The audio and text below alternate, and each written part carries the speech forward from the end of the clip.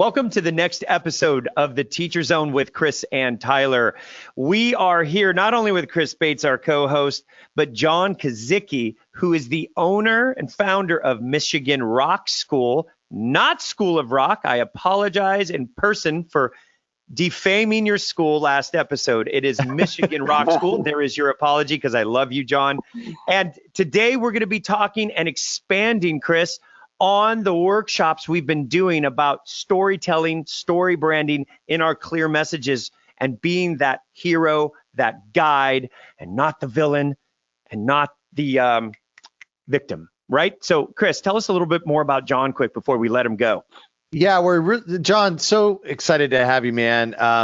So John's a great guy. He's, so for those of you fellow lesson business owners out there, John is a family man. He's a community leader. He does other really neat stuff. He's doing work right now. I don't know if it's okay to say, I'll let you plug yourself, but he's doing some marketing work right now for some national brands. He's also been a writer before. After college, John actually did some writing for a PR firm and, was one of the head writers there. He was telling us how he even recently did a Seth. For those of you that don't follow Seth Godin, by the way, go to SethGodin.com, follow Seth. He's amazing. He did an akimbo writing workshop with Seth. And all of this really, John reached out to us after our hero and our characterization podcasts where we were talking the last several. If you haven't, go listen to those. And we're talking about how we create characters in our life and how we can utilize those characters, what Tyler just said, the victim, villain, hero, and guide, better to have better, more strong messaging in our business, and also to help guide our teachers to be better guides to the students and so on and so forth. So John, welcome, man. It's great to have you. And Thank you, Chris. let's just jump right in.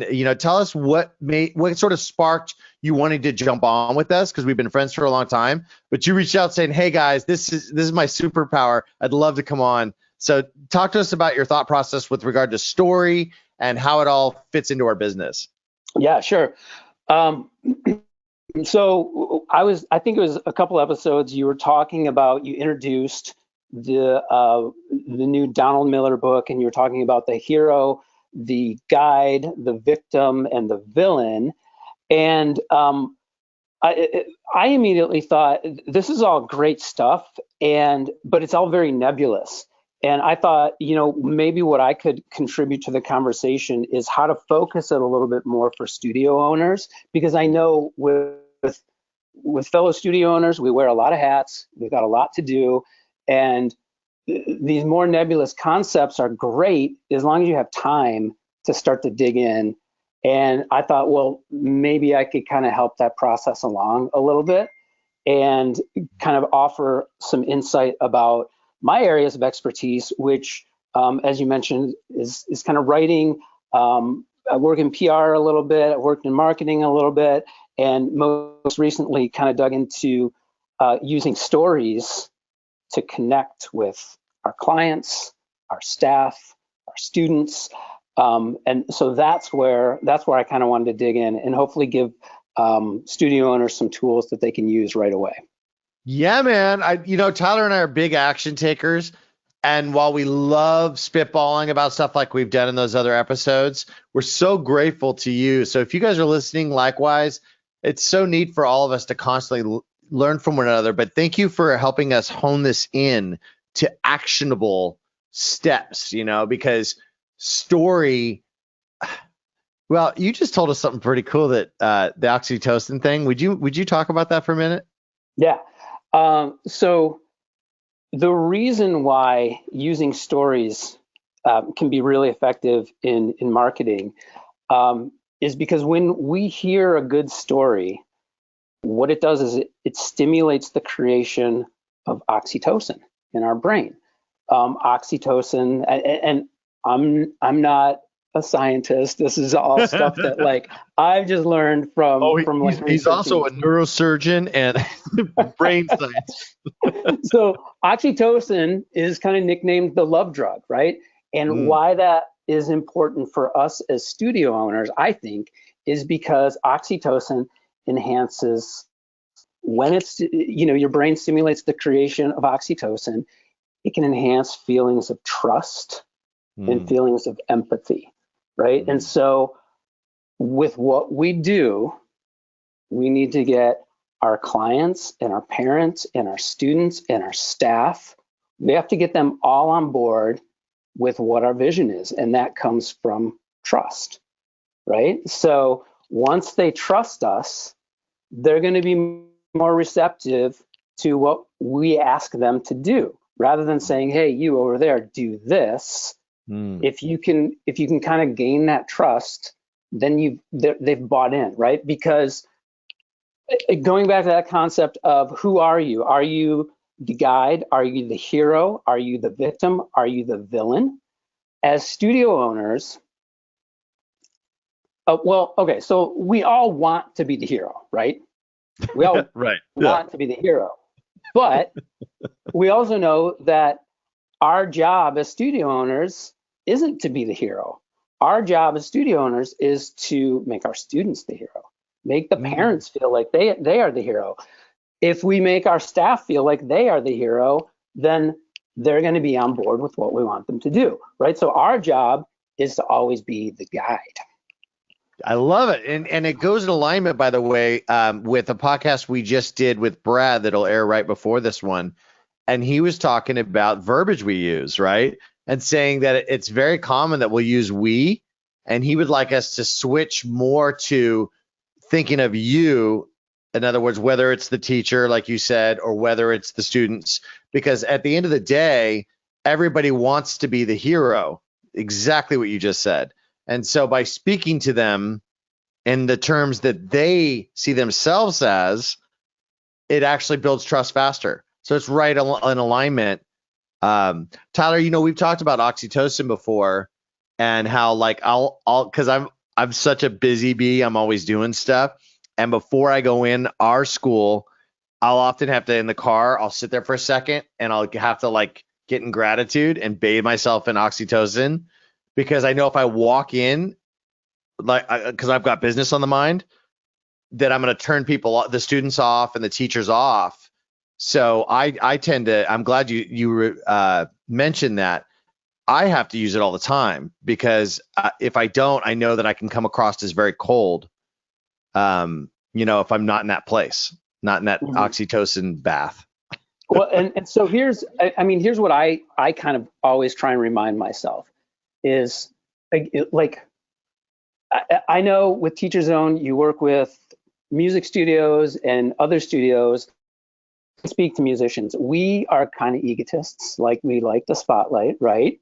That makes us 100%. We talk to a lot of you who are us. Right. So what I try and remind myself is that if you position like the hero as someone who meets their goals, like that is how you attain hero status, by meeting your goals. Then you want your students to meet their goals, that becomes their hero.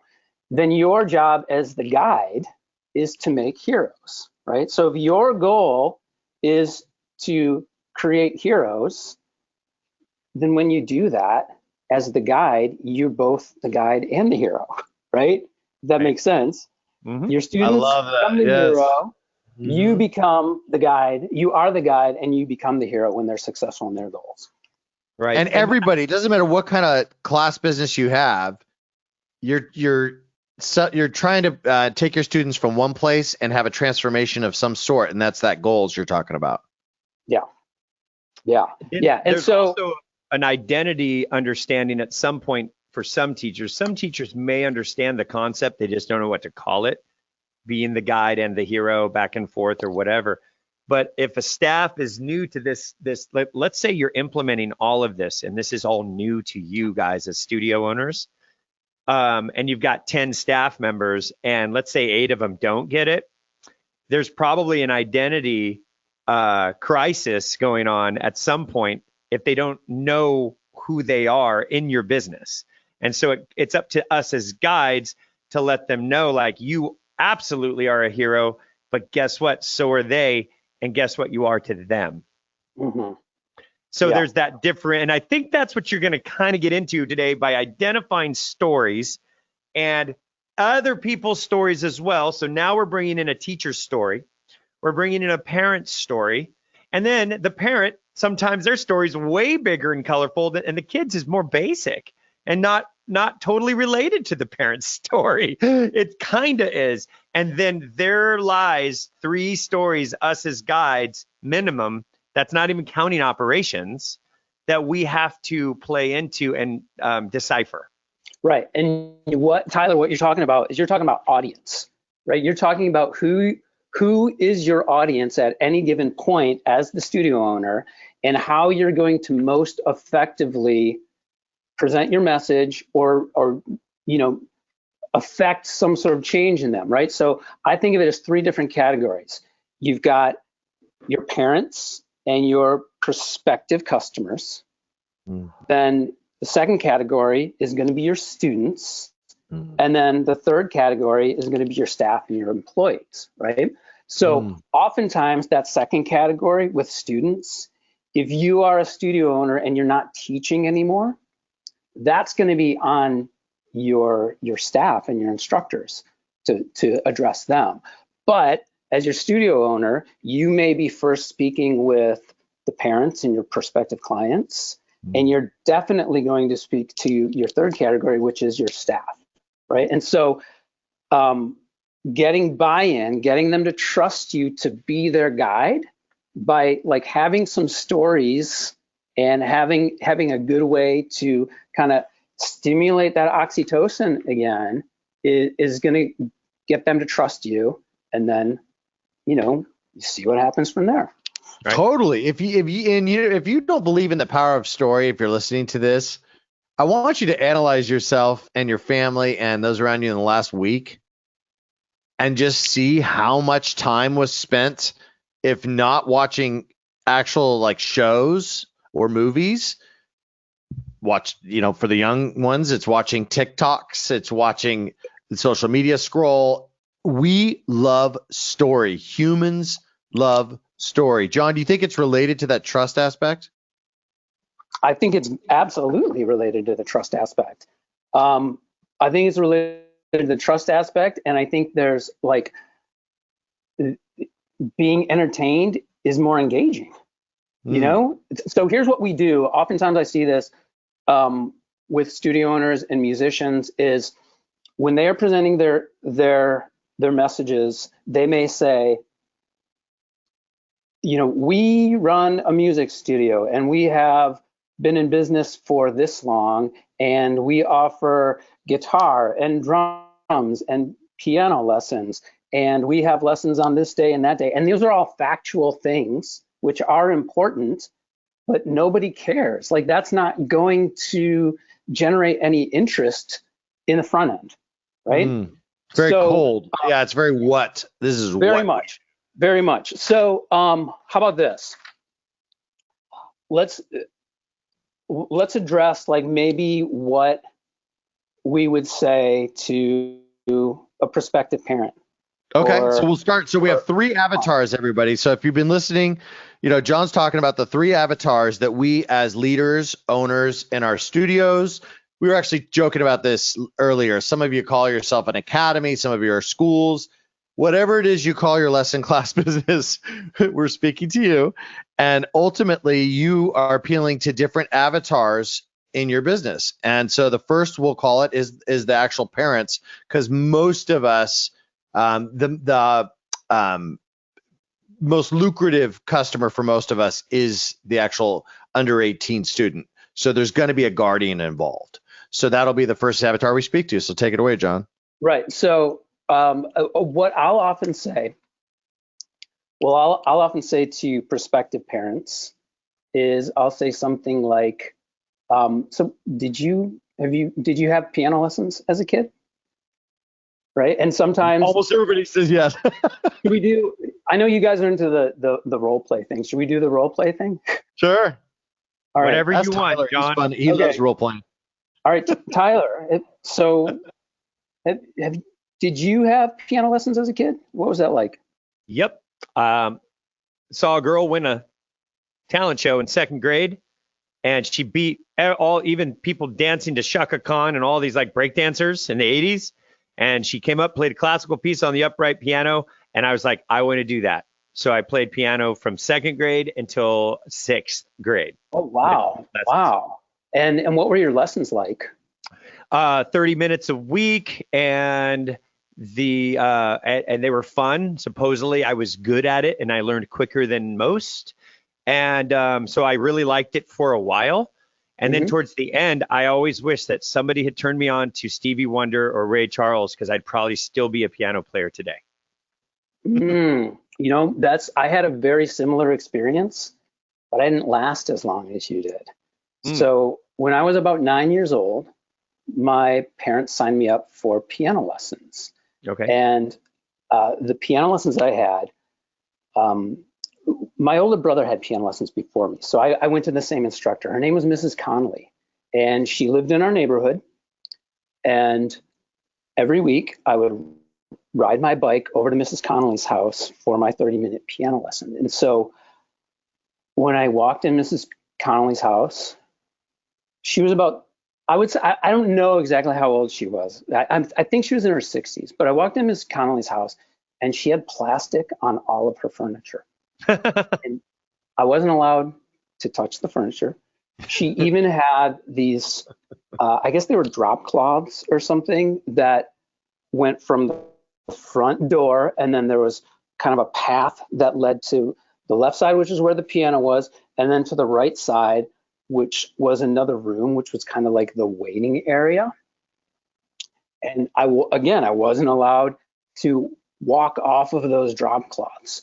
I think Mrs. Connolly was a good piano instructor because she seemed to know what she was talking about, but I never got a say in what I was allowed to play. She told me, hey, this is the book you're using, and this is what we're going to learn.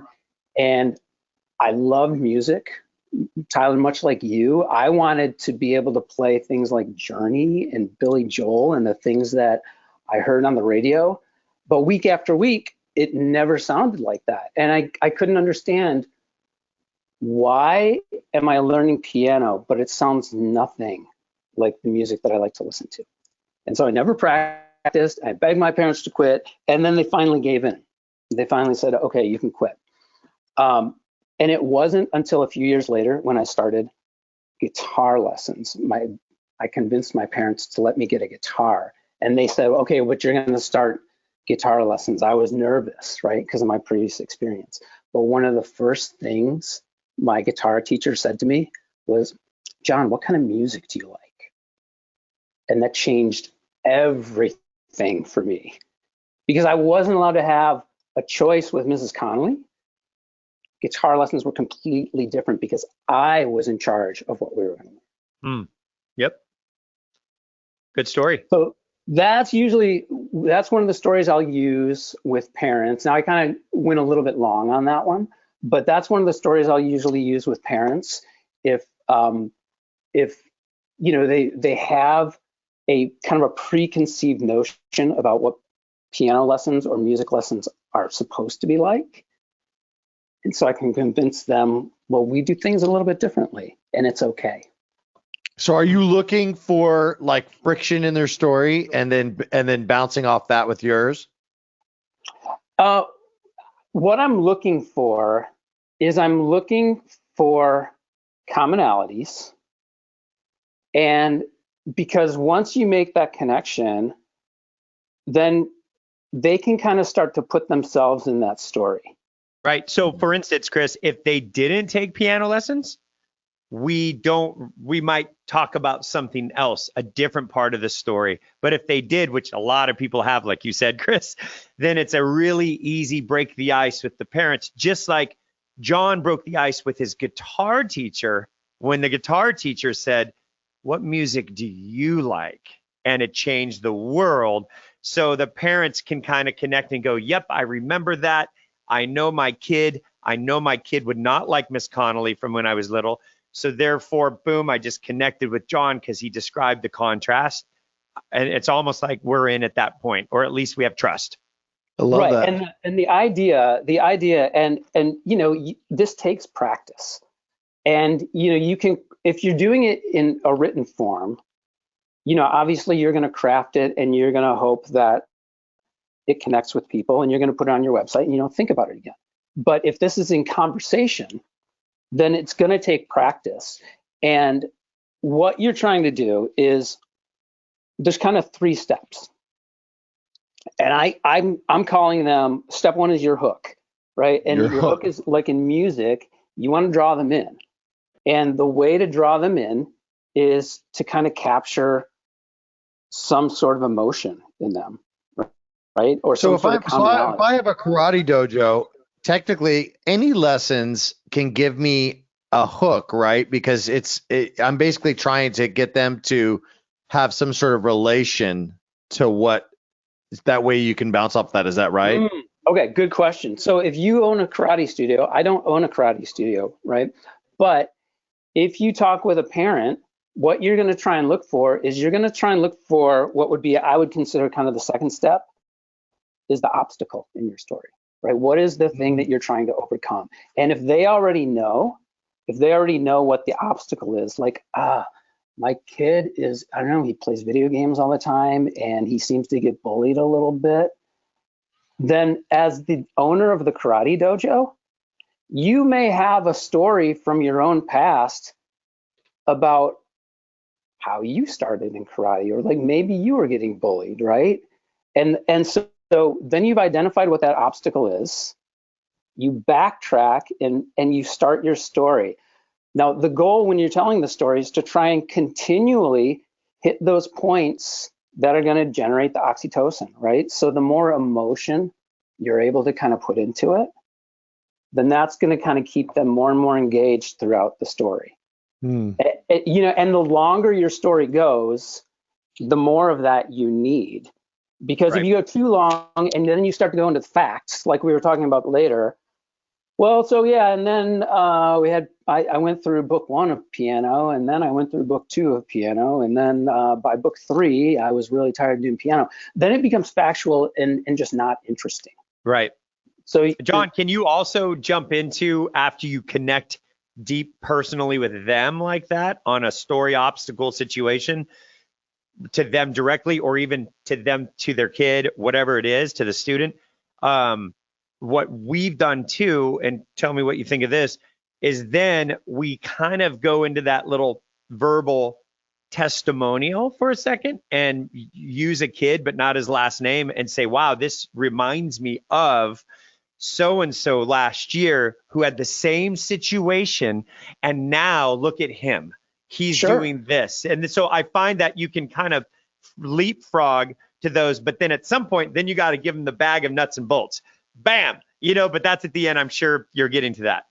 So just to reiterate, you start with a hook, getting their attention. Then you're looking for what was their challenge, what was their obstacle, you called it. Yeah. Right.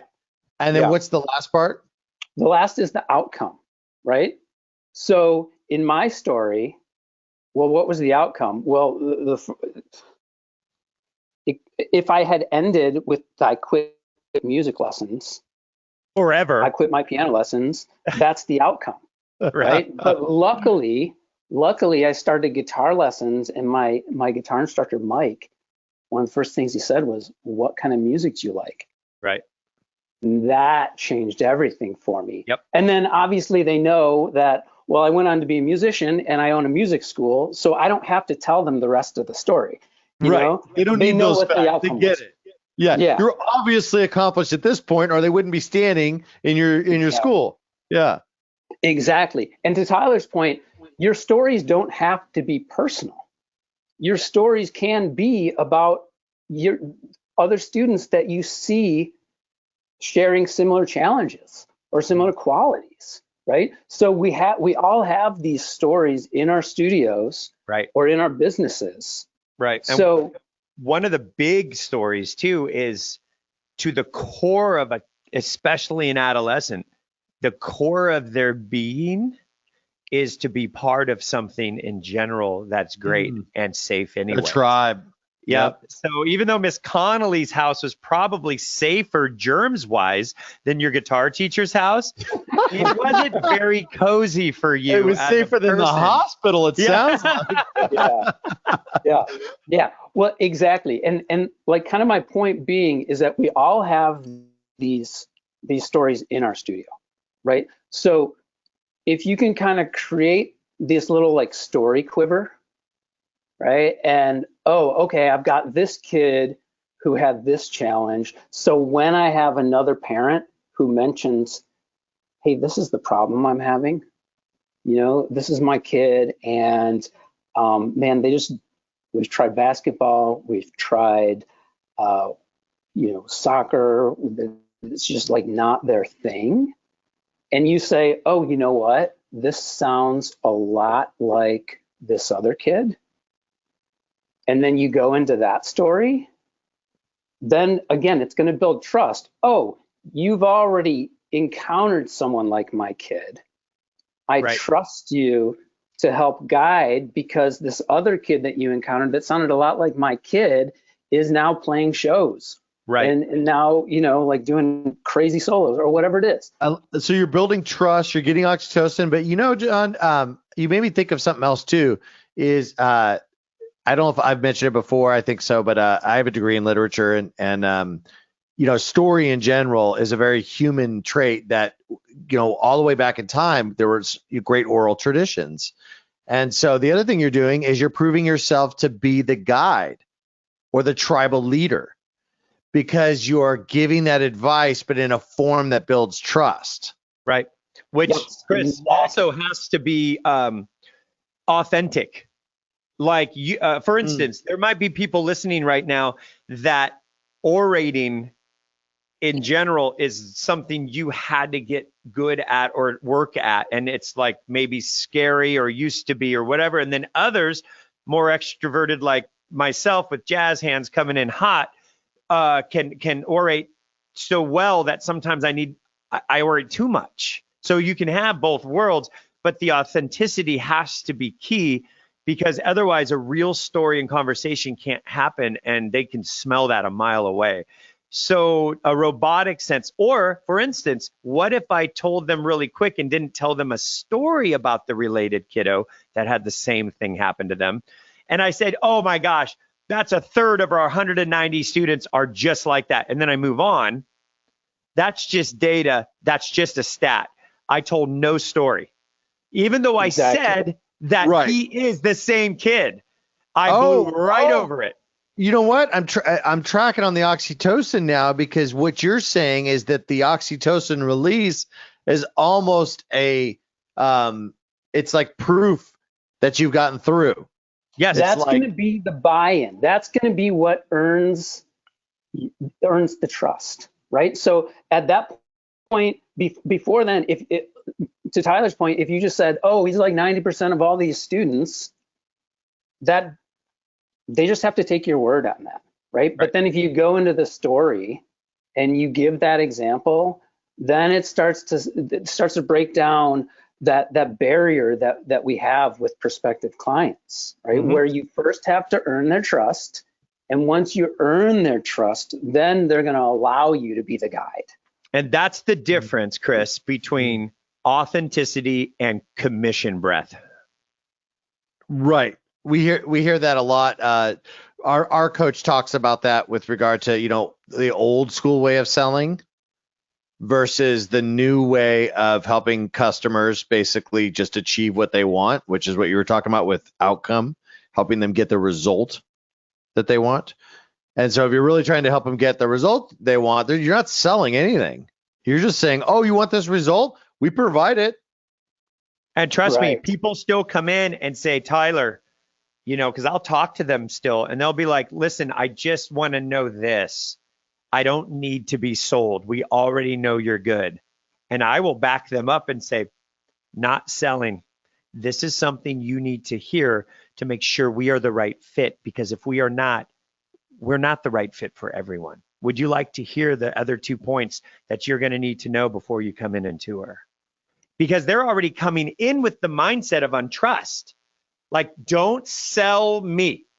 Like people are coming in, and I do it all the time. I like to look at shoes. I will tell the person I need to look at some shoes when I'm ready. Don't talk to me. And I've gotten better. I'm older now, so it doesn't bother me. But I used to be like, stop attacking me at Nordstrom's because I'm looking for some shoes because you want your commission. I want you to have your commission too, but stop with the commission breath. Well, let's take it out of the territory of sales, and let's apply it to another one of our audiences, which is our staff. Perfect. And again, for us, I mean, we run music schools, so a common problem might be, hey, this kid just isn't practicing, and they come in for their lesson, and I don't know what to do with them because they don't practice. They don't want to do what I'm asking them to do in lessons, and I'm frustrated. I kind of want to drop them. You know, like I've heard that from my instructors, and so as the boss, as the studio owner, well, what do we do there? You know, what is the advice? Now we hope that our staff already trusts us, right? But we can build that trust by sharing stories. Like we've experienced all this. If most studio owners are like us, they followed a similar trajectory, which is I started teaching, and then ultimately I owned a music school. So we have years and years of experiences that we can draw from. Right. So instead of just telling them what to do, you can say, I'll tell you one of mine, right? So this situation reminds me of this student I had named Boris. And Boris was a guitar student. He started with me in probably like 2010. I'm already getting oxytocin because it's story time. Chris, did you feel that? Mm-hmm. I settled in. I got crisscross applesauce in my chair, and I'm like, let's go. Tell me about Boris. Boris and his mom, Natalia. Thick Russian accent. Okay. Boris was about 9 years old when he started guitar with me. Pretty young. And he was kind of on the fence about guitar. I could tell that Natalia wanted him to play guitar, but Boris was kind of like, there's some things I like about music, but let me tell you about video games. I love video games. So Boris would come in for lessons with me, and it felt really forced trying to teach him guitar. And it was kind of this push and pull, right? He'd talk about video games, and I felt compelled to teach him guitar because, well, that's what he's here for. And this went on for, I don't know, probably 6 months. And I just kind of felt like Boris is not getting anything out of these lessons. It might be time for me to talk to his mom and say, hey, is this really what he wants to do? And so I had the conversation, and she said, she resisted. I can't do a Russian accent. I wish I could. No, I think he should still do the lessons. He should still do the lessons. So that was good. I thought, okay, all right. And I realized though that if we were going to still do the lessons, I needed a different strategy, because what I was doing in terms of trying to teach him guitar wasn't working. So I decided, all right, I'm going to let Boris talk about video games for the first 10 minutes of this 30-minute lesson.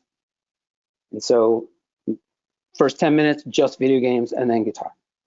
And then that evolved into 15 minutes of video games, 15 minutes of guitar.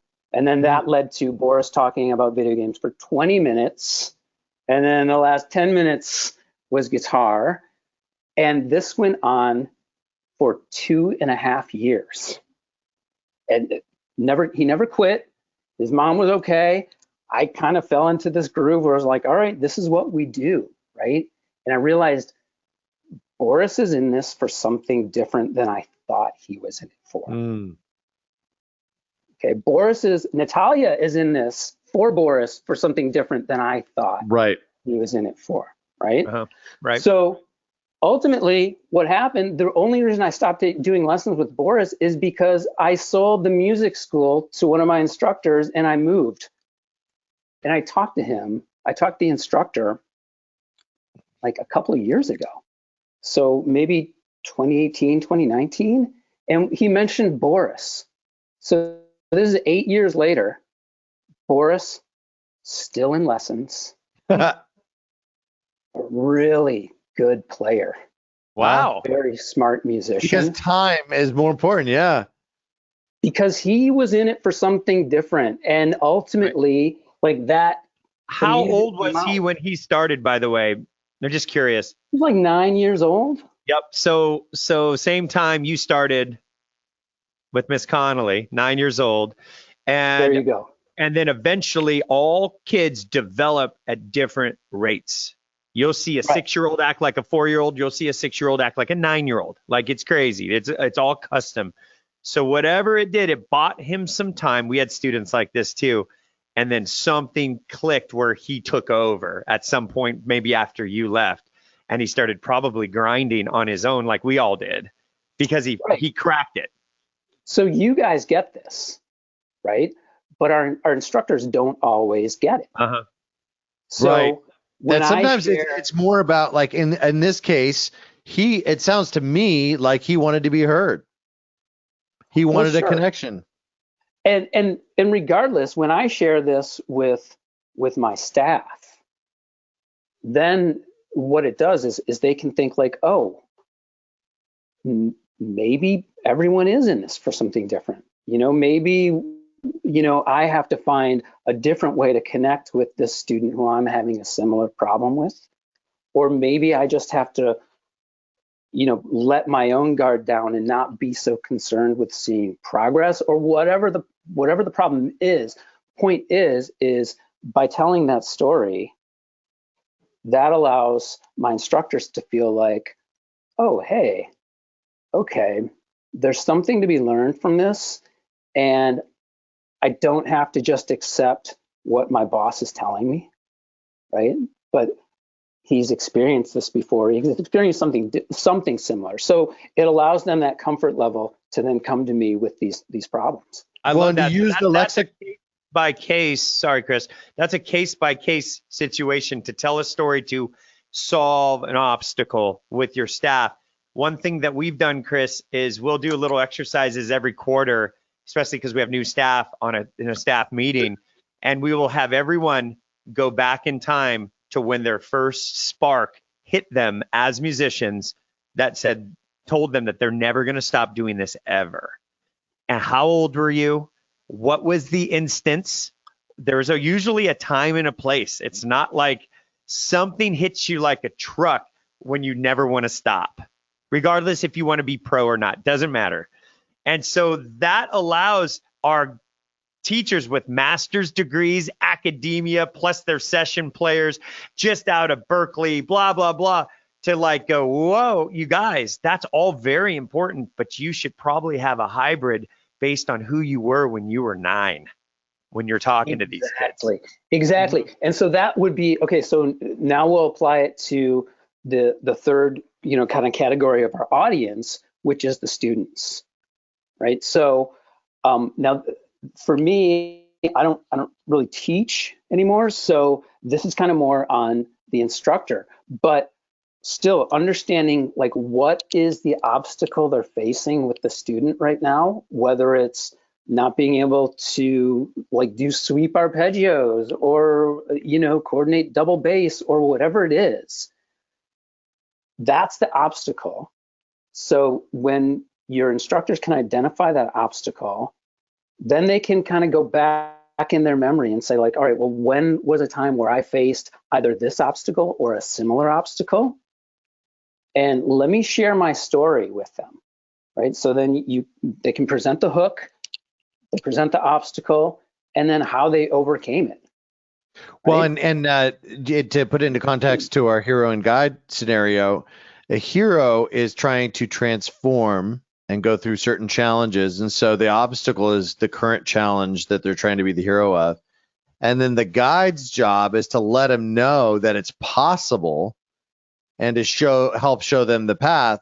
And what you're saying is by building trust, by telling a story, then it makes it easier for the hero to now see themselves in that context. Right. Especially when, well, like Brad said yesterday, Chris, when Mr. Miyagi, the hero already did it.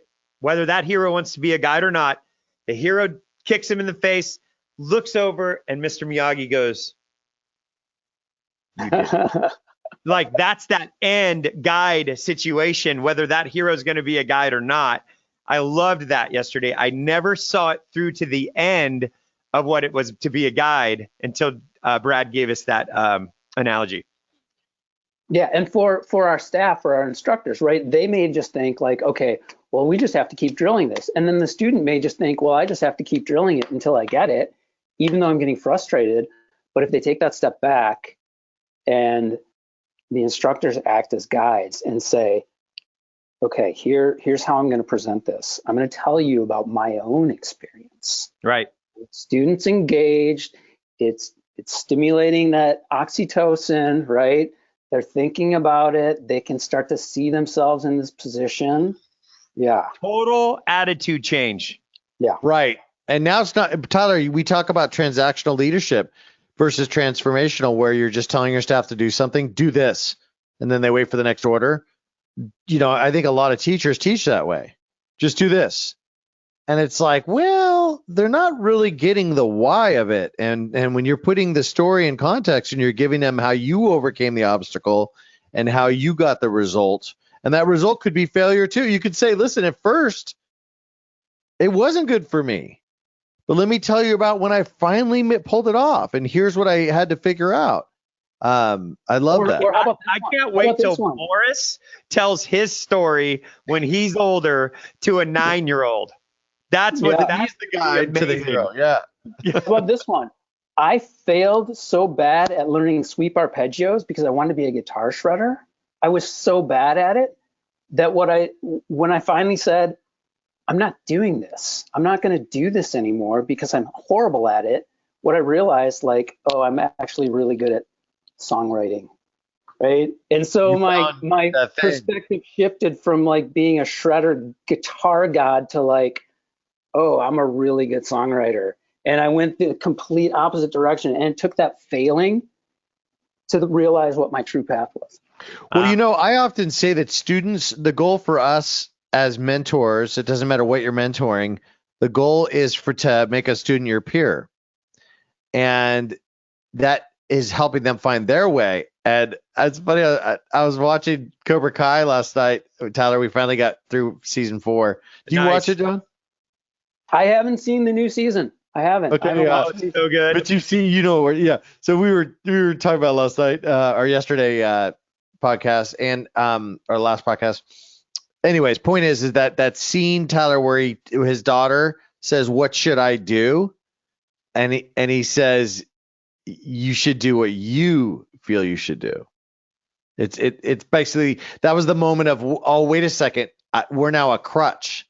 Right. We can't crutch. Control them anymore. We gave them everything we can already, and now they have to make the next decision at the fork in the road. We can't do it. Which is what you did with songwriting, because you finally realized that by finally owning your journey, you were able to actually now start writing your story and not just. So it's almost like the guide's story helps you along your own path to then start writing your own. Yeah. And so, I mean, to kind of bring it full circle, again, like as studio owners, we have all these experiences, right? And if we just kind of utilize those experiences to share and find commonality with our prospective clients, with our staff, with our students, then that's going to be way more effective, because that's us being the guide, right? Yeah. And if we present it in terms of a story, here's the hook, right? Here's how I'm going to get their attention first. Here's the obstacle that they are facing, that I've faced in the past, and here's what happened with the outcome. If we can kind of think about, okay, who's our audience? here's my story that I have that's a similar obstacle, and then present it in that way. And that's us acting as guide, right? And then when our students succeed, we succeed as guides, everyone wins. I love it. And, you know, in EO and YPO, they do a thing called gestalt. You're not allowed to give each other advice. You have to only speak in terms of your experience. And if you don't have an experience, you shut up. And what it does is it's really powerful, because someone will say, I'm really going through this obstacle, to use your verbiage on that. And does anybody else have experience with this obstacle? And out of, you know, a group of people, only one will be like, I do. And then just like you did to us in telling us your story, we all get that rush listening to their story. And we learn way more than a bunch of people trying to give advice. Right. Trying to mentally solve it without any real data in their own backpack. So I wonder how many times as teachers that we mess up that way, and we're trying to be too advice givers and not relatable. Yep. Yeah. Because there's a lot of teachers that come on staff, especially some of the younger ones, that we hire them knowing how talented they are and how great their personalities are, but they're green to life in general. And so all of a sudden, 20 kids, little souls, are in their roster, and there's a 25-year-old teaching them all. Like, not that they can't pull it off, but it'd be nice to have a guide if you're just jumping in with both feet as a new teacher. Yeah. So here's something that Tyler and I've been reading coaching books and trying to learn more about all this stuff. And there's the powerful coaching question of, what is the biggest challenge for you here? What is the biggest challenge for you here? And so when someone brings you that obstacle and you ask that question for the student, okay, so, you know, arpeggio sweeps, what is the biggest challenge for you here? Yeah, I don't know, my fingers are and you can even keep probing. And what else? And what else? And you really get them to sort of go deep with you and get sort of emotional on it. And now you've got all the data you need to now then share your story and say, you know what, I get it. You know, when I was 11, let me tell you a story. Exactly, Chris. What you're talking about is first identifying what that obstacle is. Oh, that's your hook, right? Well, you identify what the obstacle is, and then then you kind of backtrack, right? And then you start your story. Then you put the hook in there, and then you add the obstacle. So 1, 2, 3 is kind of 2, 1, 3. Exactly. Well, you have to identify. Yeah, exactly. You kind of have to. For the listeners, number 1's hook, number 2 obstacle, number 3 outcome. But obstacle is always, I mean, we're guides. What are guides doing? Nothing. No, we're helping people solve things out of the kindness of our hearts. Usually guides aren't getting paid to help. Sometimes mentors, especially, they want you to be as successful as they were because their life became better for understanding it all. So if you start with an obstacle, then you just backtrack. So it's 2, number 1, and then number 3. Exactly. Huh. I love it. Sweet. I love that.